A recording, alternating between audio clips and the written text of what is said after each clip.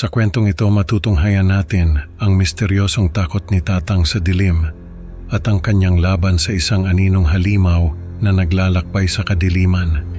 Sa gitna ng blackout, maririnig ang mga boses at matutuklasan ang mga lihim na bumabalot sa mga alaala ng digmaan.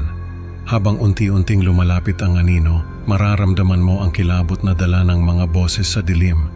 Paano nga ba nagwakas ang kwento ni Tatang? At ano ang magiging kapalaran ng kanyang pamilya sa harap ng aninong ito? May nakapagsabi sa akin na maganda raw mag-share ng mga kwento rito. Kaya naisip ko na subukan. May naisip na akong kwento na sana ay magustuhan ninyo. Tawagin nyo na lang ako sa pangalang Arvin. May isang matandang kamag-anak kami na inaalagaan noon. Ang tawag namin sa kanya ay Tatang. Veterano siya ng World War II. Siya yung tipo ng veterano na may mga kakaibang ugali na hindi mo maintindihan. Isa sa mga ugali ni Tatang na hindi namin maintindihan ay yung takot niya sa dilim. Kapag gabi, siguradong may nakabukas na ilaw sa bahay nila. Maliban pa roon, may nakasinding kandila sa bawat sulok ng bahay.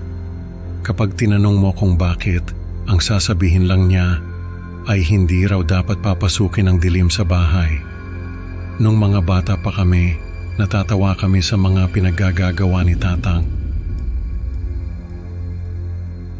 Pero nung medyo tumanda na ako, saka ko lang nalaman na may journal pala si Tatang na puno ng mga alaala mula sa digmaan. Hindi ko agad naintindihan yung mga nakasulat doon kasi English. Pero nung nag-high school ako, saka ko lang naintindihan yung mga nakasulat doon. May isang gabi na biglang nagsindi ng maraming kandila si Tatang. Nagtaka kami kung bakit kasi hindi naman brown out. Nung tinanong namin siya, sabi niya ay babalik daw yung anino. Nung tanungin namin kung ano yung anino, nagkwento si Tatang. May isang halimaw daw na tinatawag na anino. Ang anino ay naglalakbay sa dilim. Kapag may dilim, siguradong nandun yung anino. Ang kinakain ng anino ay takot, kaya ang mga sundalo na natatakot sa dilim ay siguradong kakainin ng anino. May isang kampo raw si Tatang na napuntahan nila. Doon ay may mga sundalo na nagpakamatay dahil daw iyon sa anino. Kapag gabi raw ay may maririnig kang mga boses na bumubulong sa dilim. Tapos ay may makikita kang mga mata na nakatingin sa'yo. Kapag natakot ka, ay lalapitan ka ng anino, kakainin ka nito ng buhay. Ang tanging paraan para makatakas sa anino ay ang tumakbo sa lugar na may ilaw, o kaya naman ay may asin. Takot daw sa asin ang anino. Si Tatang ay nakatakas sa anino. Tumakbo raw siya sa isang bahay na may asin sa paligid. Doon ay hindi siya nasundan ng anino. Pero kahit na nakatakas na siya, ay lagi pa rin niyang naiisip na babalikan siya ng anino. Kaya naman lagi siyang nag-iilaw ng kandila at naglalagay ng asin sa paligid ng bahay. Nung marinig ko yung kwento na yon, natakot ako kasi parang totoo yung sinasabi ni Tatang. Nung mga panahon na yon, ay medyo may edad na si Tatang, kaya hindi namin siya pinagtatawanan. Pero sa totoo lang, natakot kami sa mga sinasabi niya, kaya lang ay hindi namin pinapahalata. Minsan ay may pista sa bayan namin. Nagkaroon ng blackout. Nung time na yon ay nasa labas kami ng bahay ni Tatang.